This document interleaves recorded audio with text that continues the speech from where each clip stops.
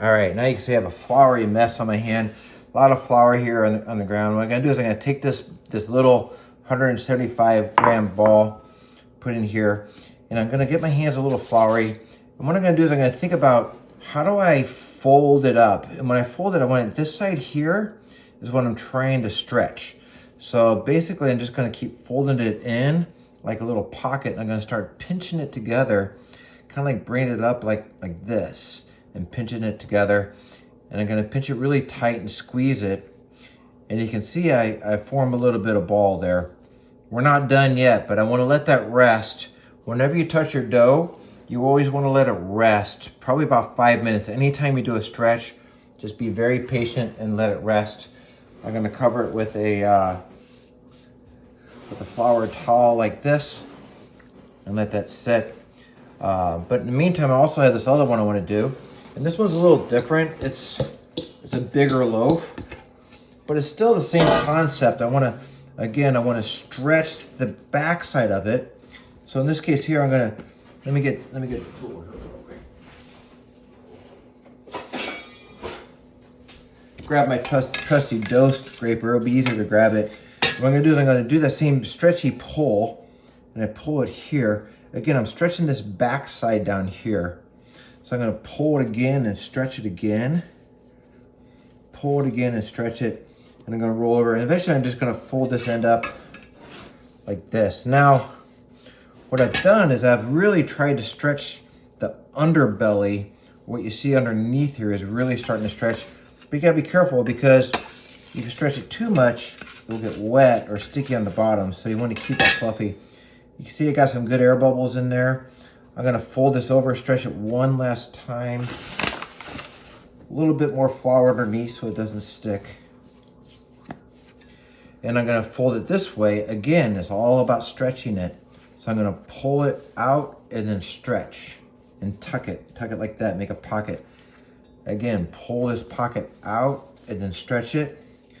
If you notice, I'm starting to get a little bit of surface tension here, and that's what you want. This very last piece, I'm gonna pull it over like this and stretch it that way. There you go. I'm gonna flip it over on the bottom side. See how that's kind of stretchy? That's cool. And then I'm gonna bounce it like it did in the bowl and kind of roll it over like this. Make sure there's flour. And I'm kind of bouncing it into a bowl and roll it. Now again, it's not ready to go yet, but here's another trick you can do. You can use this peel to pull this around. If you watch though, I'm coming into the side, and you think I'm scraping it off the bottom, but what I'm really doing is I'm stretching the top down. So it's like this, it comes up, and then as I go down, see how it stretches this area right here? And then you roll it around. So if you notice, I'm adding more surface tension, in this case to the top, as I do the stretching and tucking. It's really, another way you can do it is you can do this pull, where you just kind of like pull, you can set it right here and you just pull it one way, and it forms a little stretchy that way too. So, all right, again, I played with it probably a little too much to demo. So I'm gonna roll this out here and just gonna let this rest for 5 minutes.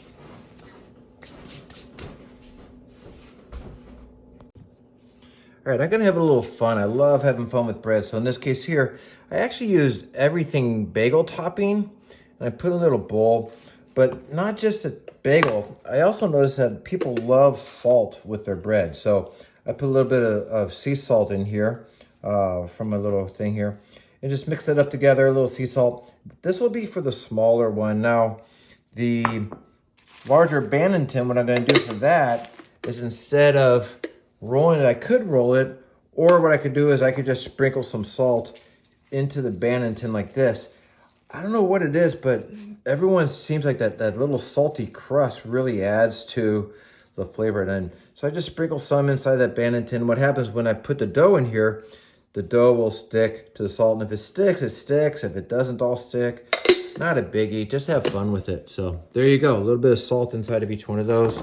We're done. All right, it's been 5 minutes. Let's take a look at this. So even though it sat here for 5 minutes, you notice it still kind of maintained its form. But what I want to do is I still want to stretch this. So I'm going to I'm gonna go through this process again of kind of rolling this into a ball. See how I can just kind of like tuck it in and makes it look like a ball, and it stretches that outer thing. That's what I'm gonna do. The other thing is I can flip it upside down and again, do this little pulling action. I'm really just pulling the outside of this to increase the tension underneath. I've actually got a little bit too much flour, so I'm gonna dust some of that off.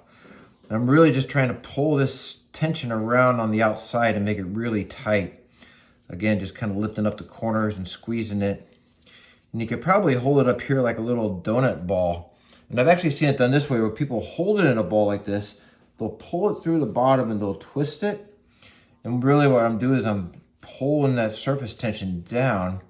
And I noticed in the New York Times article, it said, hey, make it stiff on top and kind of mushy in the bottom. This is kind of what they're talking about with that process. So there you go. With that said, now I'm just going to take it, I'm going to dip it in here. You notice it's not really sticking because it's kind of dry. And I think that's okay because, you know, a lot of times moisture will break that surface tension. Now, if you really want it to stick, what you can do is grab a spray bottle and just gently, ever so gently, just spray the top of that dough, roll it over, stick it in there, and of course, it loves water, so it's gonna stick, and there you go. And then I'm gonna take that, I'm gonna, remember this little bucket that I made here with the flour? I'm just gonna take this, I'm gonna stick it right in there like this. Again, I'm gonna take one last opportunity to pull this up and keep it nice and tight. And now I'm gonna do the final rise, but this time I'm getting it out of the oven. I'm getting it out of the oven, I'm getting it away from the moisture. Why? Because if you think about it, what does water do? It makes bread runny. And what I don't want to do is I don't want this crust to get runny. That's why if you have a steam oven and it talks about proofing in a steam oven before the rise, don't do it. I've tried my sister's steam oven, and when I do that, it ends up being really, really mushy, and it causes the dough to, or the bread to drop. So here we go again. Now, you know, this one's a little different. It's longer. So what I'm going to do is I'm going to try and push this and get that tension. I'm going to roll it over.